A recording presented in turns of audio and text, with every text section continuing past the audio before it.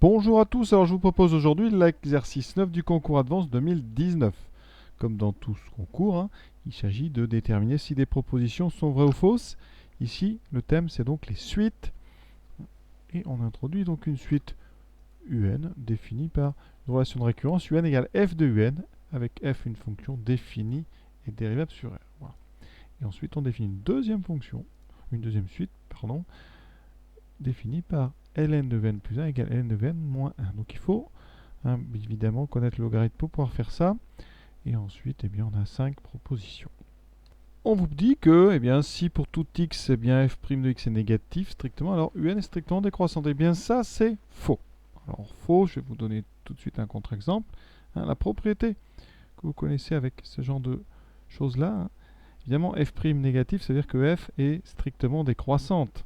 Et donc, ici, on aurait un égale f de n, cette propriété, là, elle existe. Si f est décroissante, alors un est décroissante. D'accord ? Par contre, ici, on a un plus 1 égale f de un. Alors, il y aurait beaucoup de choses à dire là-dessus. Je vais d'abord vous donner donc un exemple. Si je prends f de x égale moins x, c'est une fonction très simple. Elle est bien définie sur R, elle est dérivable. Sa dérivée, c'est moins 1. Donc, c'est une fonction dont f' est toujours strictement négatif. D'accord ?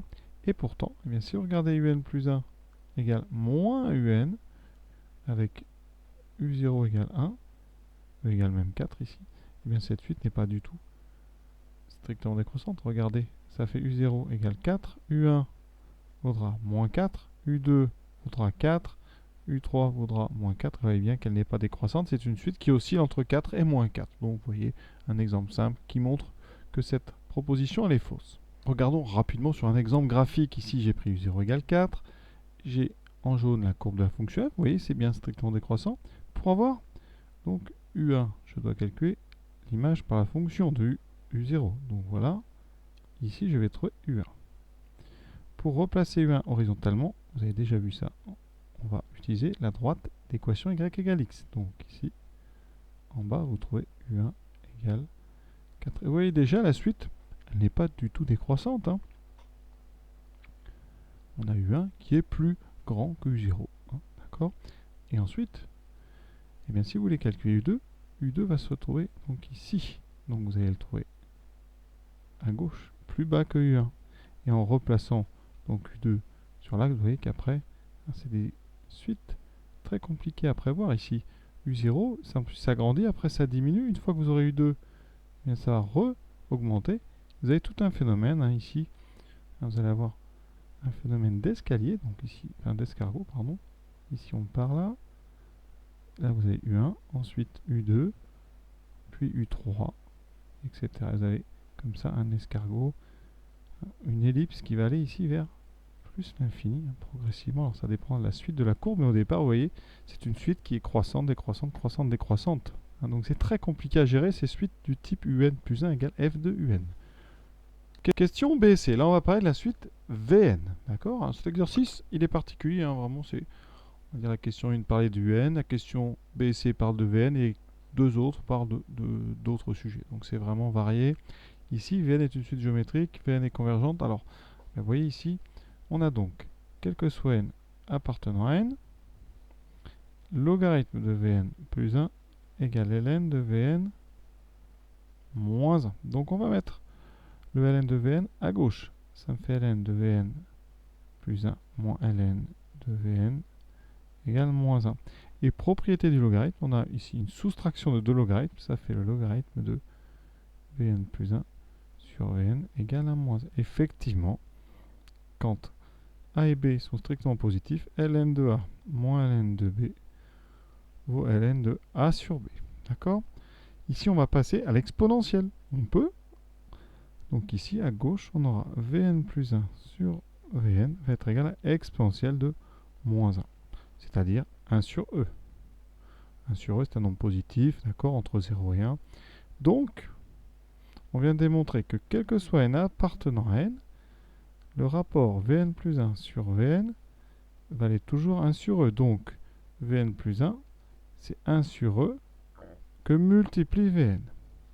Ça veut dire que, en posant Q égale 1 sur E, eh bien pour tout n appartenant à n, Vn plus 1, c'est Q fois Vn. Et donc, vous reconnaissez une relation de récurrence qui définit une suite géométrique. Et donc Vn est géométrique de raison 1 sur E, avec comme premier terme V0 qui vaut 1. Et grâce à ça, vous trouvez le terme général. Donc déjà, la proposition B, elle est vraie. Et ensuite, avec le terme général, vous en déduisez que Vn, c'est V0 fois Q puissance n. C'est-à-dire une fois 1 sur E puissance n. Donc tout simplement 1 sur E puissance n. Alors pour la limite, donc, je rappelle que E, c'est à peu près 2,7, donc E, il est entre 1 donc, et 3. Donc quand j'inverse, eh bien, on a bien un nombre qui est entre 0 et 1. D'accord? Donc conclusion, quand on utilise les suites, eh bien, 1 sur E est entre 0 et 1, donc eh bien, la limite, quand n tend vers plus l'infini de 1 sur E puissance n, c'est 0. Et donc la suite, eh bien, Vn a pour limite 0. D'accord? Donc limite de Vn égale 0. Et ça, eh bien, ça veut dire que Vn, eh bien, elle est bien convergente puisqu'elle a une limite finie. Convergente, c'est quand une suite admet une limite finie. C'est le cas puisqu'ici on a 0. Donc la proposition C, elle est elle aussi vraie. Proposition 4, pas facile. Donc on considère une suite. Donc terme général, n carré moins 200 fois racine de n. Voilà. Et on vous dit voilà, qu'elle est décroissante. Alors si vous regardez au début, T0 vaut 0, T1 vaut donc moins 199 fois racine de 1, donc ça a l'air décroissant, T2, mais ça fait moins 196 fois racine de 2, donc ça a l'air vraiment de décroître très vite. Le problème, eh bien, c'est que ce moins que vous avez ici, eh bien, dès que le carré va dépasser 200, il va disparaître. Donc on va regarder, par exemple, tout simplement, un carré plus grand de 200, on va prendre le carré de 15. Si on prend T15, ça va faire 15 au carré, donc 225 moins 200. Moins 200 fois racine donc ici de 15. Et ça, vous voyez, il n'y a plus de moins, donc ça fait 15 fois racine de 15. Et si vous regardez T16, donc le suivant, ça fait donc le carré de 16, 256 moins 200 fois racine de 16. Et là, vous trouvez 56 fois racine de 16. Et ça, vous voyez, eh bien, ça a augmenté ici. T16 est plus grand que T15. Donc la suite n'est pas décroissante. Vous voyez, elle va être décroissante certainement au début et après, elle va devenir croissante. Donc de toute façon, à partir du moment où vous avez comme ça T16 supérieur à T15, la suite ne peut pas être décroissante et donc votre affirmation elle est fausse. Il faut s'arrêter là, ça ne sert à rien d'aller plus loin. Et on finit sur un petit calcul de somme et sa limite. Donc ici, on a somme de k égale à n de 1 sur 2 puissance k. Alors ça, je vais l'écrire autrement. D'accord, c'est la somme d'ailleurs de k égale à n de 1 demi à la puissance k. C'est les puissances de 1 demi. Donc ça donne 1 demi puissance 1 plus 1 demi puissance 2, etc. jusqu'à 1 demi puissance n. Alors là, ici, eh bien, on va factoriser par 1 demi. Dans les parenthèses, vous aurez 1 plus 1 demi puissance 1 plus 1 demi puissance 2. C'est pas facile quand même, ça, il faut la dextérité. Et 1 demi puissance n moins 1. Ce qui donne 1 sur 2 fois la somme ici des puissances d'un nombre de la puissance 0 à la puissance n-1. Et ça, c'est une formule, je vous la rappelle, que quel que soit q différent de 1 plus q plus q2 jusqu'à q puissance n, c'est q puissance n plus 1 moins 1 sur q moins 1. Et donc ici, on l'applique avec une puissance qui est n-1. Ça donne donc 1 demi à la puissance n moins 1 sur 1 demi moins 1. Alors vous avez une autre version de la formule qui est la même, sauf qu'on a inversé le numérateur et le dénominateur. En tout cas, on a multiplié par moins 1. C'est pas vraiment inversé. Conséquence, ici, vous avez donc 1 moins 1 demi à la puissance n sur 1 moins 1 demi. Alors 1 moins 1 demi, ça fait 1 demi. Et donc, il va vous rester, après simplification, 1 moins 1 demi à la puissance n. D'accord? Et il n'y a plus qu'à faire tendre ça vers plus l'infini.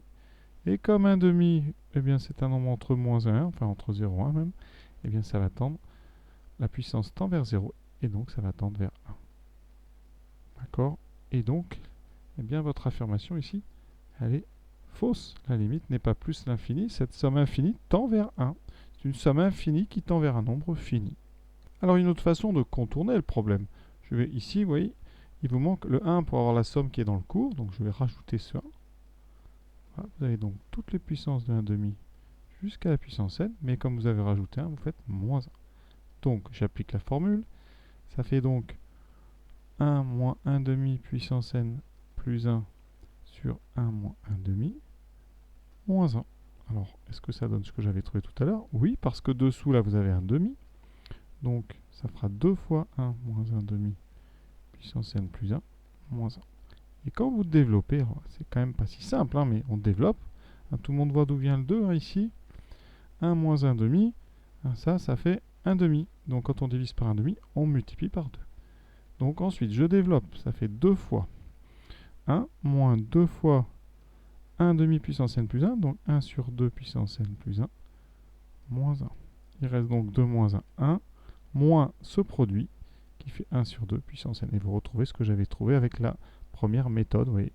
Et on retrouve la même limite, bien évidemment, qui vaut 1 quand n tend vers plus l'infini. Donc voilà pour ces 5 propositions, loin d'être évidentes quand même. Hein, les questions sur les suites, parfois, dans les concours, c'est vraiment très difficile. Et toujours pour ceux qui se préparent pour ce concours Advance, la question 10... on n'est pas vraiment dans les suites, mais il y a quand même en question D et E, hein, quand même des puissances n, donc on est un petit peu dans le domaine des suites. Voilà, donc à vous de voir si ça vous intéresse. Je vous souhaite une bonne fin de journée à tous. À bientôt.